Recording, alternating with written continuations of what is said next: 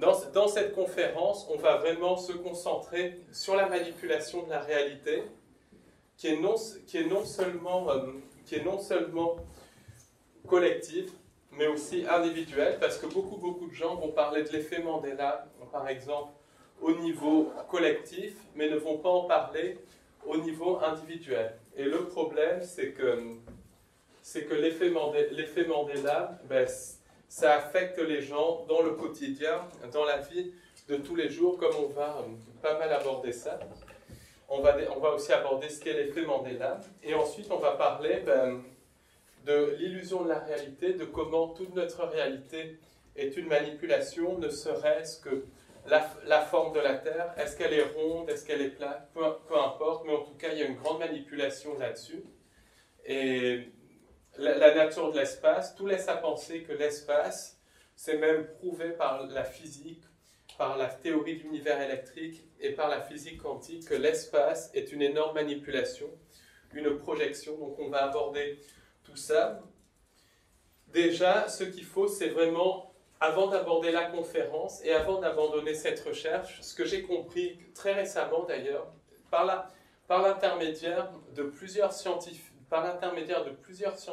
donc, qui ont suivi des très hautes études scientifiques, des études de médecine, des études de physique, des études vraiment à un haut niveau, enfin c'est au niveau de répétition, hein, parce que de toute façon toutes les études c'est de la merde, mais ce qu'il faut bien comprendre, c'est que avant de faire cette recherche, c'est lâcher toutes les programmations, vraiment lâcher toutes les programmations. Je vais vous donner deux exemples, un exemple, l'homéopathie par exemple. Au début, bon, on prend ça, on y croit sans y croire. On sait que ça marche, on sait que ça marche et tout ça, mais quand on l'apprend et que ça fait passer des éléments physiques, des manifestations physiques en moins de 24 heures, là, voilà, il n'y a plus aucun doute là-dessus. Toute la science officielle, c'est une vaste manipulation. Comment ils peuvent dire que des choses comme l'homéopathie ne marchent pas, alors que deux fois l'homéopathie a fait vraiment des miracles pour nous. Quand je dis des miracles, on n'en est pas loin. Et après, les gens disent « Ah, c'est pas possible, il faut une molécule et tout ça. » Non. C'est la mémoire de l'eau, c'est la théorie, la physique quantique, c'est ça qui s'applique. À partir du moment où on comprend ça, tout devient possible. Alors, ce n'est pas Nicolas Sarkozy, ça c'est une impossibilité, mais tout devient possible. Donc, c'est lâcher tous les préjugés, toute la manipulation de la science, toute la manipulation de la politique. Et en fait, même quand on est dans cette recherche, on se rend compte qu'on a des programmations énormes. Et parfois, il faut vraiment voir les choses pour le croire. Donc, c'est vraiment lâcher tout ça. Un autre exemple aussi, j'ai participé à un atelier avec un maître indien en 2010. Il y avait une personne dans la salle qui ne croyait pas à ça, qui était sceptique. Le maître indien a dit à la personne « Vous n'allez plus être sceptique, vous n'allez bientôt plus être sceptique ». Les lunettes de la personne ont disparu de son sac et sont réapparues dans le sac 24 heures après. Quand on voit ça, on se dit que toute cette réalité, tout ce qu'on nous a appris, c'est une illusion. Donc en fait, ce que je dis, parfois je parle beaucoup, c'est qu'il faut une ouverture d'esprit. Après, tout ce que je donne, c'est une information. Donc c'est vraiment à vous de prendre ou de laisser. Simplement, le gros problème, c'est que si l'information ne plaît pas, ok, ça, il n'y a pas de souci. Simplement, beaucoup de gens ont tendance à attaquer le messager parce que l'information ne plaît pas. Donc voilà, si une information ne plaît pas, vous la laissez. Chacun a le droit de penser ce qu'il veut. Et puis voilà. C'est comme des gens qui sont complètement dans la matrice et tout. Ils sont dans la matrice, c'est leur problème. C'est pas mon problème. Si les gens... Voilà, l'information, chacun en fait ce qu'il veut. En tout cas, ce qu'on peut dire, c'est que toutes les croyances, toute la programmation qui nous a été donnée, qui nous a été imposé par l'enseignement, par la famille, par la science, par les groupes de copains, par les égrégores, c'est de la merde. Disons les choses clairement. Ensuite, ce qu'on va aborder aussi, c'est l'opposition collective, parce que là aussi, il y a l'opposition contrôlée, plutôt, parce que là aussi, il y a tout un système de contrôle avec ça. Il y a beaucoup de réseaux maconiques, Rose-Croix, qui tirent l'opposition contrôlée, qui tiennent l'opposition contrôlée, et qui met les gens qui se réveillent dans des voies de garage. Alors, on a vu des exemples très récemment avec Bob Woodman, qui, par exemple, commence à censurer des gens qui ont compris certaines choses. Donc, ça, c'est typique de l'opposition contrôlée. Le débat est coupé dans l'œuf, le débat est tué dans l'œuf. C'est la même chose avec des mouvements comme égalité et réconciliation, comme beaucoup du New Age et tout ça. Donc, ça, c'est très, très important d'aborder ça. Et puis, en dernière partie, on va vraiment aborder les pistes. Alors, on va faire la première partie. Je vais essayer d'être rapide parce que ceux qui sont déjà venus à la conférence connaissent. Et au début, en fait, nous étions dans la vraie création. C'était la création de Dieu, de la source, et on était vraiment dans l'unité. Unité avec un grand U.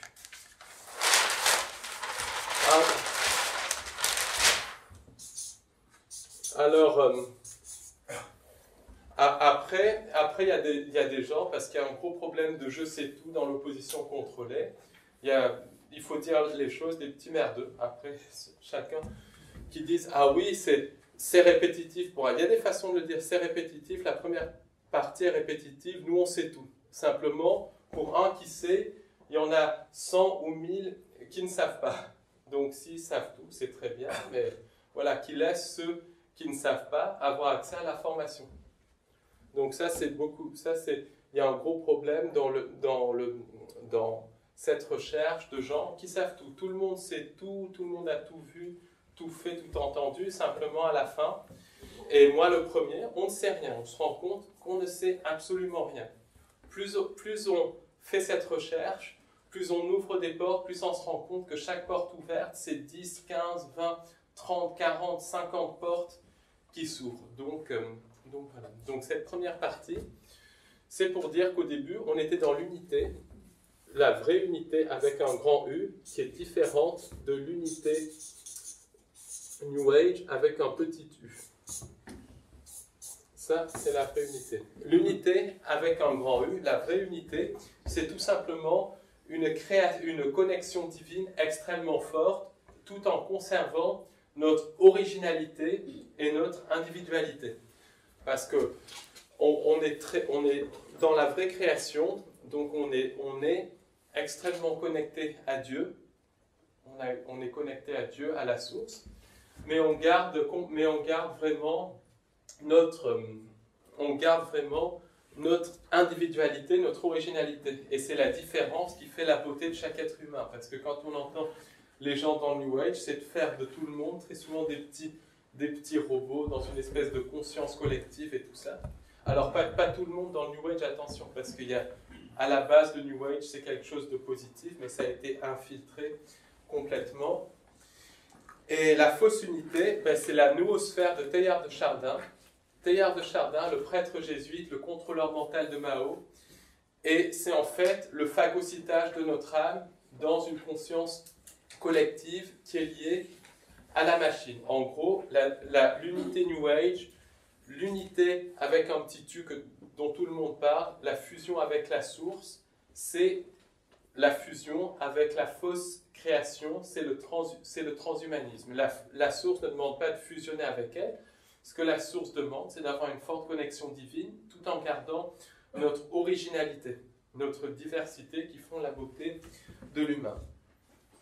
Alors, dans la vraie création, puisqu'on est dans une fausse création, donc là aussi, beaucoup de gens parlent d'invasion extraterrestre. En fait, on a été leurré à consentir au monde des extraterrestres, à la fausse création. Donc, il n'y a pas d'invasion, on a été leurré à aller chez les entités sans âme, entités non humaines sans âme. J'emploie même pas le terme extraterrestre pour des raisons que je vais citer un petit peu plus tard. Mais dans la vraie création, la création de Dieu, la source, il y avait le temps qui ne passait pas. Premier facteur de manipulation, c'est le temps. Par exemple, on est ici. Si cette conférence vous emmerde, le temps va paraître très long. Si cette conférence vous plaît, le temps va paraître très rapide. Moi, personnellement, quand je donne cette information, je ne vois pas le temps passer. Parce que j'adore donner cette information, j'adore partager tout ça. Dans la vraie création, il y a une absence totale de souffrance. Déjà, la souffrance ne fait pas partie du plan de Dieu. Quand les gens disent « Ah, le plan de Dieu, c'est de souffrir et tout », c'est pas vrai. Le plan de Dieu, vous savez ce que c'est? C'est d'être heureux, de ne pas être emmerdé. D'être heureux, dans la joie et tout ça. Il ne devrait pas y avoir de souffrance. Tout le monde devrait être joyeux, tout simplement. Joyeux, insouciant, dans l'apprentissage, dans la vraie évolution, dans la joie. Dans la vraie création, il y a une absence de mort. Et on changeait de corps comme on changeait de chemise. Donc on avait marre d'une expérience, on décidait d'une autre expérience, et cette expérience se matérialisait. Ça, c'est dans la vraie création. On était totalement conscient de tout ce qu'on faisait. Donc ça paraît tellement énorme, mais là, on est conscient de rien, on n'est jamais dans le moment présent, on pense toujours au passé, au futur, on se concentre pas sur les choses. Dans la vraie création, on était conscient de tout, on était conscient de tout, tout était conscience. Donc les couleurs, les sensations, tout est, parce qu'elle est toujours là, elle a toujours été là, elle sera toujours là, tout est magnifique, tout est merveilleux, c'est pas descriptible en termes humains, puisque on a été complètement coupé de cette connexion. Alors, à un moment donné, une entité que l'on peut nommer donc le démiurge, le diable, Satan, peu importe comment on l'appelle, qui a aussi des aspects lucifériens, des aspects arimaniens. Ça, c'est toute la même merde, que ça soit... Après, les gens vont dire, oui, Lucifer, le gentil, Satan, le méchant. Lucifer et Satan, même personne, différents aspects de la même personne, du même manipulateur, de l'ennemi, du pervers cosmique. Eh bien, cette entité, à un moment donné, choisit d'avoir sa propre création, non pas pour que la création s'exprime dans sa diversité et dans l'amour absolu, mais pour que la création le vénère, pour vampiriser la création. En fait, c'est un vampirisme psychique par excellence. Et cette entité, par libre arbitre, a coupé sa connexion avec Dieu, en prenant la décision d'avoir une création, pas pour que la création s'exprime, pas pour que la création soit dans la joie, mais pour que la création le vénère.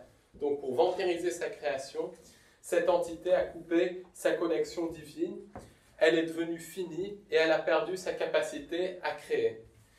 Et en fait, ce qu'elle a fait, c'est qu'elle a engendré une imitation abjecte de la vraie création. Et cette imitation abjecte, c'est ce qu'on peut appeler la fausse création, la matrice, peu importe du terme. Et elle comporte les interunivers.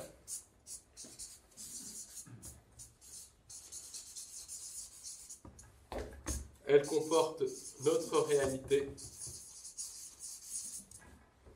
et le monde des morts, puisque la manipulation se poursuit clairement dans l'au-delà.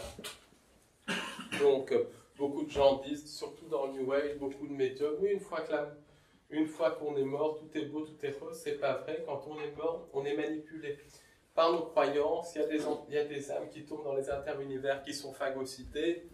Donc, le monde des morts, c'est la continuation. Et après, tout est fait pour nous pousser à nous réincarner, pour nourrir cette matrice, pour nourrir les entités sans âme, pour nourrir le démiurge. Alors, qu'est-ce qu'on peut, parce qu'il y a beaucoup de choses à dire sur ça. Oui, cette fausse création, elle est soumise à la loi de la dévolution.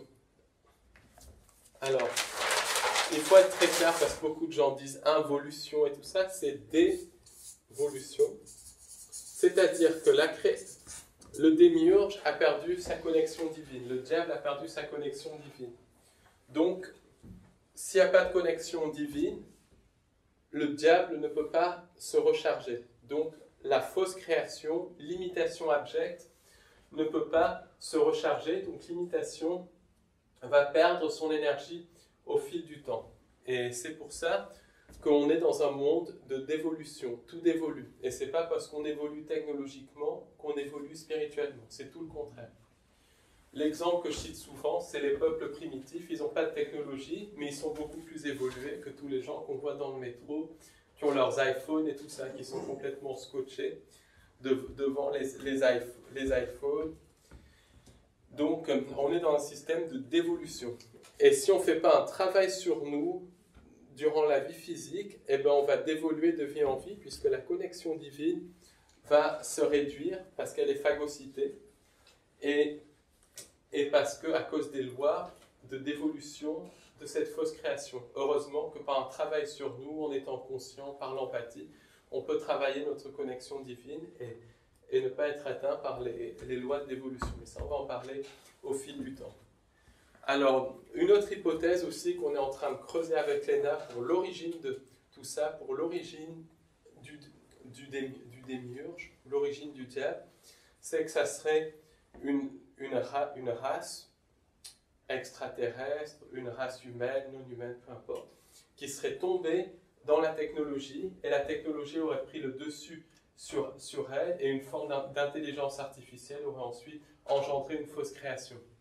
C'est une autre piste qu'on est en train d'étudier, mais de toute façon, ça revient au même. Ce qu'il faut retenir, c'est qu'on est dans une fausse création, une création qui est contrôlée par une entité sans âme, qu'on peut appeler le démiurge, le diable, qui a plusieurs aspects, aspect satanique, aspect arimanien, aspect luciférien, et qui nous manipule, et qui nous manipule pour qu'on donne notre énergie.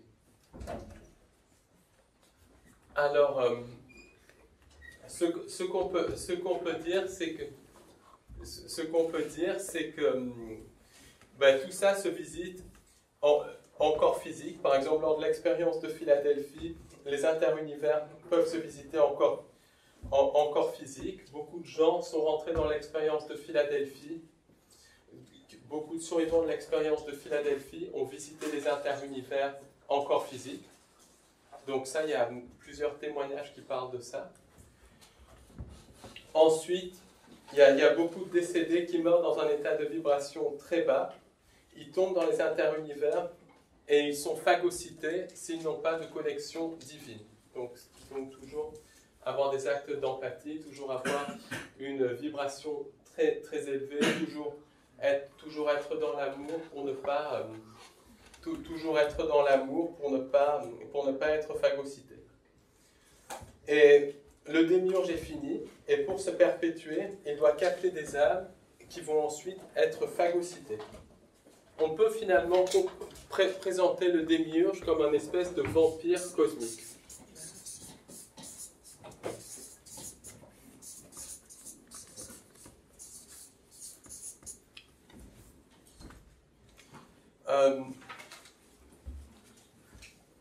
Alors, pour l'aider à capturer des âmes, le démiurge a engendré ce qu'on appelle des entités sans âme.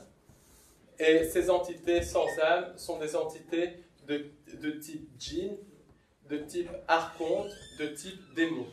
Donc ça, c'est des mots, ça peut paraître judéo-chrétien et tout ça, mais il faut appeler un chat, il faut appeler un rat. Et ce sont des formes de vie synthétiques, et qui n'ont absolument pas de connexion divine, et c'est pour ça que je les appelle des entités sans âme. C'est des sortes de formes d'intelligence artificielle. Et voilà. En fait, quand on parle du bien et du mal, il faut voir organique, le bien, inorganique, le mal. Organique s'oppose à inorganique.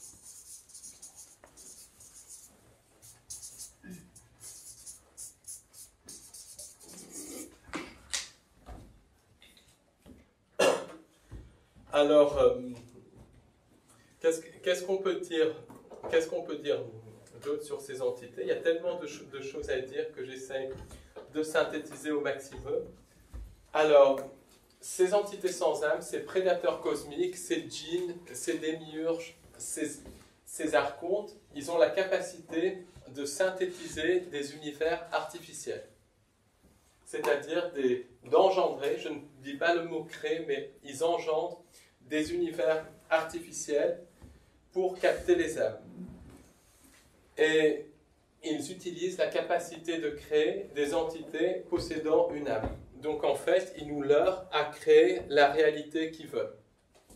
Ça, c'est très important. Ils nous leurrent à créer la réalité qu'ils veulent, puisque par l'intermédiaire de notre ADN, on peut interagir sur la fausse création et on peut justement créer des timelines, créer des probabilités, et ils nous manipulent pour créer la réalité qu'ils veulent, par l'intermédiaire du cinéma, par l'intermédiaire des égrégores, par l'intermédiaire de la programmation, de l'enseignement et tout ça. Ils nous manipulent à créer la réalité qu'ils veulent.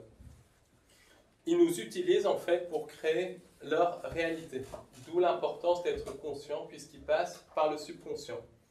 Ce qui est différent de nous si on veut créer notre propre réalité. Voilà, c'est ça. Nous, il faut qu'on reprenne notre pouvoir créateur, créer notre propre réalité avec toujours cet esprit de connexion à la source, à Dieu, peu importe comment on l'appelle. Mais qui n'est pas simple comme on peut penser. Non, c'est pas du tout. Ça se fait pas. Parce qu'il y a tellement de programmation par des égrégores, tellement de programmation par des entités sans âme et tout ça, que ce n'est absolument que c'est vraiment pas simple du tout. Il y a aussi des entités parasites qui peuvent se manifester. Et ces entités se manifestent dans le monde physique et ont la capacité de posséder les gens. C'est ce qu'on appelle des vampires psychiques. Alors en fait, comment ça se passe? Comment on a été leurré à tomber dans la fausse création? Eh bien, on peut dire que les entités sans âme,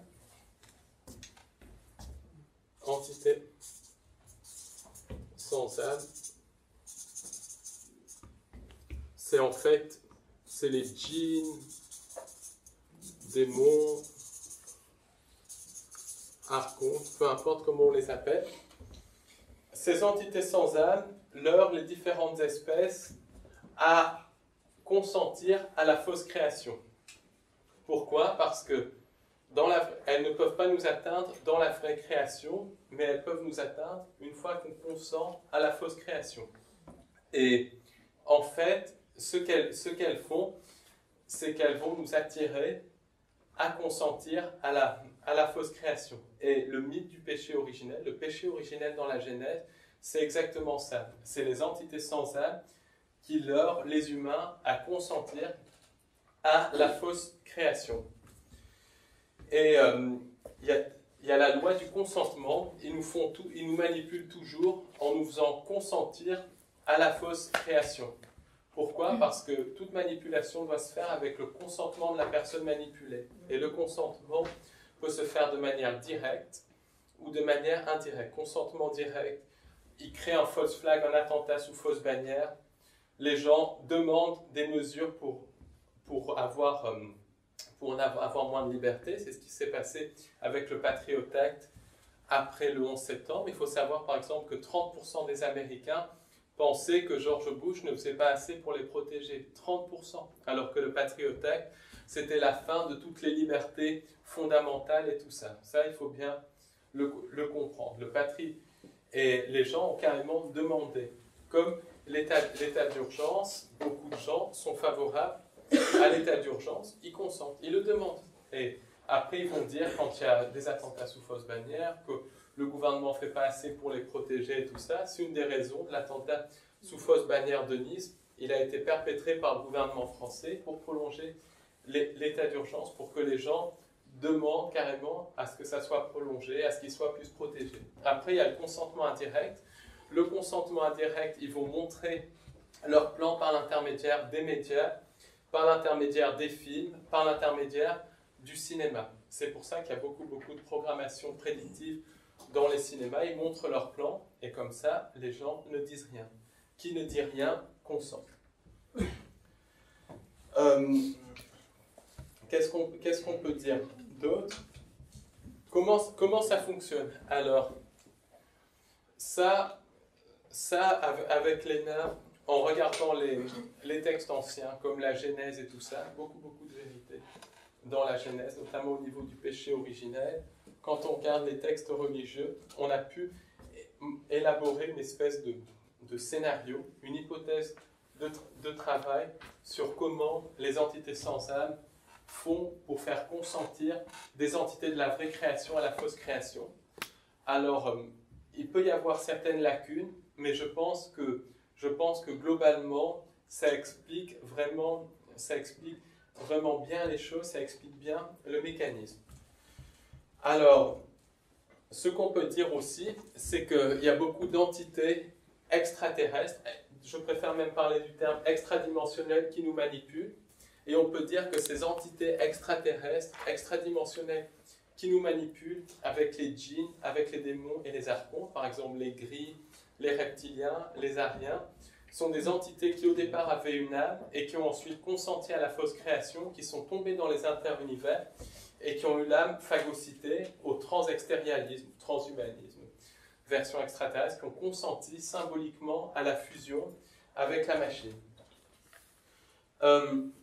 Qu'est-ce qu'on peut dire? Donc les entités sans âme arrivent à proximité de la Terre et elles ne peuvent pas interagir avec la vraie création en raison de la différence de vibration. Pourquoi? Parce que la vraie création vibre tellement haut qu'elle ne vibre même pas. Et la fausse création, elle vibre extrêmement bas. Donc, il n'y a pas possibilité de contact. Donc, le contact se fait par télépathie. Et en fait, ces entités sans âme vont leurrer les humains ou les entités de la vraie création à consentir à la fausse création.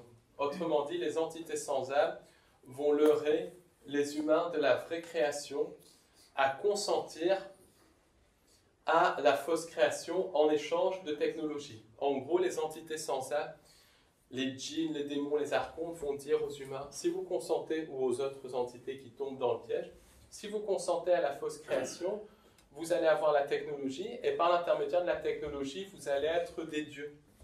Alors qu'en fait, et ça c'est ce que j'ai compris au fil du temps, on n'est pas des dieux. On a une connexion divine, mais on n'est pas des dieux. On peut créer parce qu'on a une âme, parce qu'on a une connexion divine, mais on n'est pas des dieux. Et ces entités vont manipuler en disant justement qu'on est des dieux.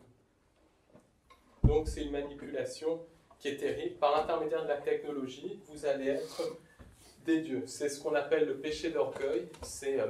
C'est la métaphore dans le péché originel, en fait. Et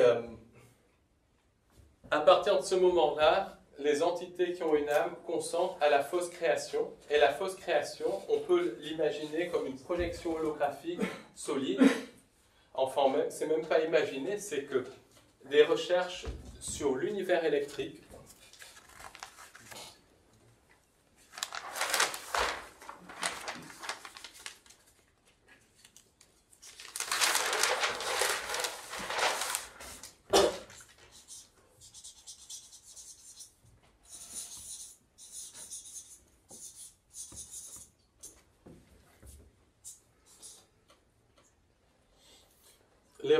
aussi sur l'univers holographique, alors qui ont été faites par Pribram et par un prix Nobel de neurologie, je ne sais plus qui, il y a Karl Pribram et un autre, enfin peu importe, c'est deux prix Nobel qui ont fait des recherches sur l'univers holographique et ils ont démontré que cet univers, c'est une projection, une fausse création de nature holographique et de nature électromagnétique. C'est prix quoi? Pribram, Karl Pribram. Je crois que c'est un neurologue ou c'est un physicien. Enfin, il y a un neurologue et un physicien qui ont travaillé là-dessus.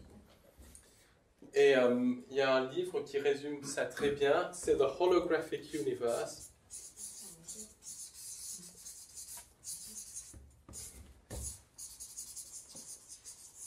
Alors, l'univers est un hologramme. Je sais qu'il a été traduit en français, mais on le trouve sur Amazon à des prix abjectement élevés. Donc, il vaut mieux commander la version anglaise, Holographic Universe, sur Amazon. C'est un petit bouquin écrit par Michael Talbot qui parle de tout ça. Et ça date des années 90. Et tout ce qui a été dit dans ce bouquin, c'est vérifié depuis. Donc, un bouquin très très intéressant qui parle de la nature de la réalité. Et en fait, cette projection holographique solide, cette fausse création, elle est projetée sur la Terre. Alors, certains disent depuis la Lune et Saturne, d'autres pensent que c'est projeté depuis la Terre elle-même, peu importe. On est dans une espèce de projection holographique solide. Et cette projection holographique solide a pour origine le démiurge, le diable, et elle est en fait liée aux interunivers. C'est une projection qui engendre à la fois notre monde, notre réalité physique et les interunivers. Alors dans cette fausse création, il y a notre réalité physique, c'est ce qu'on vit à l'heure actuelle, c'est notre monde physique. Il y a les paradis et les enfers artificiels. Alors ce sont des mondes virtuels, technologiques, et c'est là où se retrouvent les personnes, quand ils vont dans l'au-delà, ils se retrouvent dans des paradis artificiels, des enfers artificiels, et ensuite ils sont leurrés à se réincarner pour nourrir les entités sans âme. Donc en fait, dans ces univers virtuels, dans ces paradis virtuels, dans ces enfers virtuels, ce qui se passe, c'est que la densité est un petit peu moindre qu'ici. Donc, on va créer extrêmement rapidement en fonction des croyances. Donc, on ne peut pas se déprogrammer. Une fois qu'on est passé dans l'au-delà, on ne peut pas se déprogrammer jusqu'à ce qu'on se réincarne. Donc, en fait, la vie physique, c'est à la fois terrible parce que c'est là où on évolue, c'est là où on peut perdre notre âme, mais c'est à la fois génial parce que comme elle est très dense, on est moins affecté par nos croyances, paradoxalement, et c'est là où on peut faire tout le travail sur nous pour se déprogrammer. Donc c'est vraiment dans la vie physique, on a tout le travail sur nous à faire pour se déprogrammer, et après il y a 7 milliards de méthodes de déprogrammation. Ça peut être par la prière, ça peut être par le don de soi, par l'empathie, par la méditation, ça peut être par un travail sur soi, ça peut être...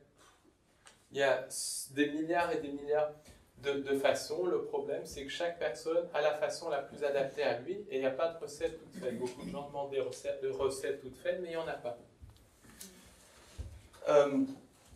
Alors ensuite, dans la réalité physique, il y a aussi le faux âge d'or. Alors, ça, on va en parler.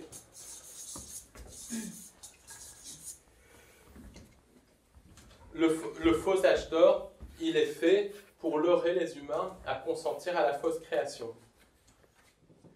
Parce qu'en fait, ce qui se passe, c'est qu'ils disent, les entités sans âme communiquent télépathiquement. Ils disent, voilà, vous allez avoir de la technologie, vous allez être des dieux, vous allez être plus fort que la source, plus fort que Dieu, vous allez avoir votre propre création et tout sera beau, tout sera rose. En fait, c'est du mensonge le plus abject, c'est dégueulasse, c'est affreux. Et après, pour les leurrer, ils vont montrer leur création, leur imitation. Mais s'ils montraient les interunivers, quand on est dans la vraie création divine, quand on voit les interunivers, il faudrait 10 ou 15 seaux de vomi parce que c'est absolument dégueulasse. Donc là, ils vont mettre un faux âge d'or qui paraît absolument magique, absolument magnifique, qui est de la merde par rapport à la vraie création, mais ça marche, ça marche un petit peu. C'est un petit peu comme les expériences de réalité virtuelle, espèce de trucs stupides, transhumains, Google Glass ou je sais pas trop quoi. Ça paraît beau et tout ça, mais c'est de la merde par rapport à la vraie création. Par rapport même à cette réalité, même par rapport à cette réalité. Simplement, les gens acceptent parce que ça paraît beau, ils peuvent vivre des expériences et tout ça. Et c'est un peu pareil avec la fausse création. Ils montrent aux humains de la vraie création, la fausse création, ils montrent un faux âge d'or. Mais en fait, qui est de la merde par rapport à la vraie création, mais ça suffit à leurrer les gens. Et dans ce faussage d'or, ben, tout paraît bien, tout paraît magique, tout paraît beau. Il y a aussi des petits gadgets technologie. Alors, parce que technologie, c'est pas la technologie qui nous manipule. Parce qu'en fait, la technologie, ça coupe nos capacités psychiques. Par exemple, toutes ces merdes, comme le portable et tout, c'est indispensable. Alors, je ne vais pas être hypocrite. J'ai un portable, on a un PC, on transmet l'information par Internet. Mais en fait, on pourrait faire tout ça télépathiquement, on pourrait faire tout ça naturellement, simplement, on a été coupé de tout ça. Et la technologie, c'est vraiment de la merde, de la fausse création. Et le problème, on est tous devenus dépendants de ça. S'ils coupaient l'électricité, on ne vivrait plus. Alors qu'on pourrait en fait complètement vivre, mais on a été manipulé, programmé à ne pas vivre sans électricité. Et maintenant, pour voir comment les programmations de technologie fonctionnent, comme la rapidité de comment ça fonctionne, et bien maintenant, il y a 20 ans, on vivait bien sans Internet. Maintenant, vous verrez ce qui se passerait s'ils coupaient le réseau Internet, ça serait le chaos total. Et ça, c'est typique d'égrégores, des égrégores de consentement à la technologie nous manipulent beaucoup par les égrégores. On a fait une visio d'ailleurs là-dessus sur les égrégores, n'hésitez pas à la voir. Et en fait, parce que il y a tellement de trucs. Oui, donc dans ce fausage d'or, il donne des petits gadgets aux humains. Et ces petits gadgets, c'est la technologie. C'est des technologies basées sur les énergies libres, des technologies d'informatique, des technologies psychotroniques. Et les énergies libres, à un niveau, c'est clair que ça permettrait de réduire la faim dans le monde, ça serait quelque chose de génial, ça sortait sur le marché à un niveau, mais à un autre niveau, si on s'arrête là, on retombe dans une matrice, parce que c'est de la technologie. Et dans le fausage d'or, ils offraient aux humains des énergies libres, des choses comme ça, tout était beau, tout était rose, il y avait les petits gadgets, mais à cause du système de dévolution, des choses ont commencé à se passer. Déjà, l'apparition de la mort et de l'amnésie entre les vies, l'apparition de la souffrance, l'apparition du temps qui passe, manipulation très importante, et l'apparition des paradis et des enfers virtuels dont on reparlera dans la partie sur les enlèvements extraterrestres, sur les implants extraterrestres, puisque tout ça est lié. Et en fait, il y a une dévolution en fait, dans la réincarnation, dès le moment de l'âge d'or, il y a eu une dévolution qui a eu lieu de vie en vie. D'où l'importance du travail sur soi. Et tout ça, toutes les technologies, la promesse que l'humain allait être Dieu, allait avoir sa propre création, ça a fini par leurrer un grand nombre d'humains. Et au bout d'un moment, il se forme un vortex entre la vraie création et la fausse création. Et quand un certain nombre d'humains consentent à la fausse création, il se forme un vortex entre la vraie création et la fausse création, et les âmes sont captées dans la fausse création. Et ça explique en partie l'augmentation de la population mondiale. Et en fait, maintenant, ils veulent réduire la population mondiale, parce que si tous les humains sont incarnés en corps physique, ça fait une force contre ces entités sans âme, surtout si on a une partie qui se réveille, donc ils cherchent à réduire la population mondiale, et ensuite leurrer les âmes à se réincarner dans des corps transhumains pour que symboliquement ils consentent à des organismes inorganiques, pour que symboliquement ils consentent à la fausse création, pour que symboliquement ils consentent au transhumanisme et aux interunivers. Donc ça, on va en parler tout le temps. Et à partir du moment où l'humain est tombé, comme l'humain avait été conçu pour être le gardien des animaux et des végétaux, alors gardien, ce n'est pas un sens péjoratif, c'est au contraire un sens de quelqu'un qui s'en occupe, qui soigne et tout ça, qui s'en occupe. C'est même les animaux et les végétaux, et même les minéraux sont aussi tombés dans la fausse création. Donc, quand l'humain est tombé, les animaux, les minéraux sont tombés dans la fausse création. Et en fait, ce qui s'est passé, c'est qu'à partir du moment où un certain pourcentage d'humains a consenti à la fausse création, il s'est créé un vortex qui a fait que les âmes humaines sont tombées au fil du temps dans la fausse création. Et on peut faire le processus inverse, c'est-à-dire que si 10 ou 15% de la population se réveille, ça peut inverser le processus. Ça peut créer une espèce d'élan collectif où on se rebranche à la vraie création et où l'humanité finit par sortir de la fausse création. Mais ce n'est pas 1% et tout ça, c'est beaucoup plus, c'est 10, 15 ou 20%. Mais il faut... Voilà. Et le problème, c'est que il y a un processus d'éveil qui commence, ça c'est clair et net, mais beaucoup de gens qui se disent éveillés sont tout sauf éveillés. Si on est déjà ici dans cette réalité physique, et je ne parle pas du monde des morts, parce que le monde des morts, mais si on est dans cette réalité physique, dans cette fausse création, ou dans le monde des morts, parce que c'est toute une illusion, c'est qu'on n'est pas réveillé. Donc, personne ici n'est réveillé, et moi le premier, on n'est pas du tout, on est en processus d'éveil, on commence à comprendre certaines choses, mais on n'est pas du tout réveillé. Quelqu'un qui est réveillé, c'est un maître spirituel, c'est des gens comme le Christ et tout ça, c'est des gens réveillés. Après, on peut atteindre ce niveau de conscience, mais c'est un travail sur nous et tout ça, mais c'est vraiment faisable, et c'est surtout avoir une attitude d'amour absolu tout le temps, mais c'est pas évident. Voilà, nous on est, voilà, mais c'est pas évident, mais je suis persuadé qu'on peut l'atteindre. Excuse-moi, pour les nouveaux enfants de lumière et de tout ça. Ça, il y a beaucoup, ça existe, c'est clair, mais il y a beaucoup de manipulations autour de ça aussi. Les enfants cristaux, les enfants indigos, c'est des personnes qui s'incarnent de la vraie création, qui ont réussi à sortir de la fausse création et qui se réincarnent volontairement dans la vraie création pour essayer de faire progresser les gens, pour essayer de transmettre un message. Et tout ça pour essayer même d'avoir une vie exemplaire, tout simplement. Le problème, c'est que comme il y a la barrière de l'amnésie, comme il y a les égrégores, beaucoup finissent par oublier complètement qui ils sont et devenir quasiment des PO. D'autres finissent en hôpitaux psychiatriques parce que le système déteste ces gens-là. C'est absolument abject, mais le système déteste ces gens-là et déteste la différence.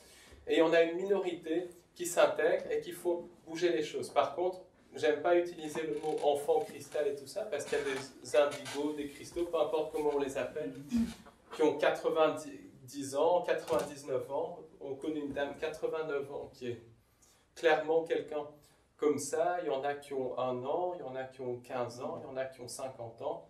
C'est des gens qui s'incarnent pour essayer de faire bouger les choses. Simplement, tout le monde se dit indigo, tout le monde se dit starseed, tout le monde se dit...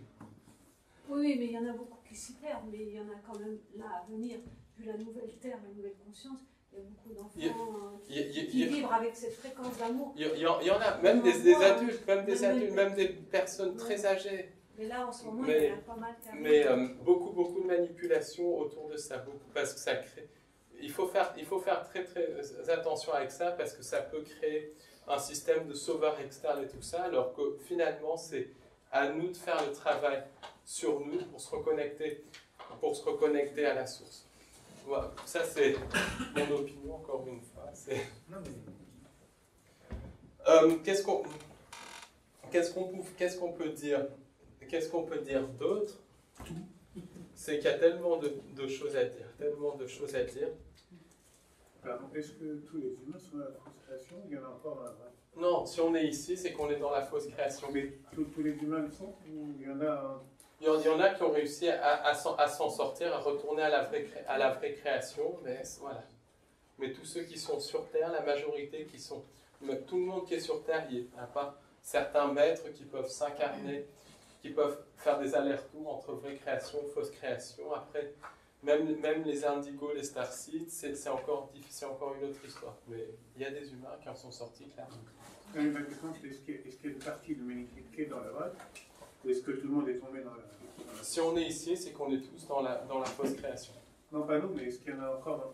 Il y en a encore dans la vraie création, ça c'est clair. Ça c'est clair. Et certains choisissent de s'incarner et tout ça.